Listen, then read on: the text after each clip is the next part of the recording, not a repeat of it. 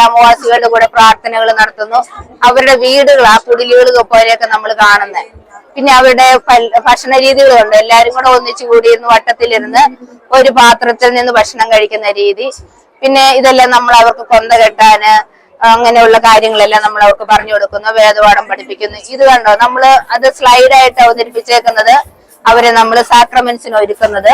അതുപോലെ സ്കൂളുകളിൽ എഡ്യൂക്കേഷൻ കൊടുക്കുന്നു, ഡിസ്പെൻസറികളിൽ വർക്ക് ചെയ്യുന്നു, അങ്ങനെയുള്ള കാര്യങ്ങള്. നമ്മൾ അവിടെ നോക്കുമ്പോൾ മാതാവിന്റെ പ്രാർത്ഥന, ഹെയിൽ മേരി എന്നുള്ള പ്രാർത്ഥന, അവിടുത്തെ ലാംഗ്വേജ് സ്വാഹിലിയാണ്. അപ്പൊ ആ സ്വാഹിലിയിലുള്ള ലാംഗ്വേജിലുള്ള പ്രാർത്ഥനകളത്. അതുപോലെ തന്നെ പ്രെയർ ഫോർ ദ പ്രീസ്റ്റ്, അതും സ്വാഹിലിയിൽ നമ്മൾ ട്രാൻസ്ലേറ്റ് ചെയ്തിരിക്കുന്ന കാണുന്നത്.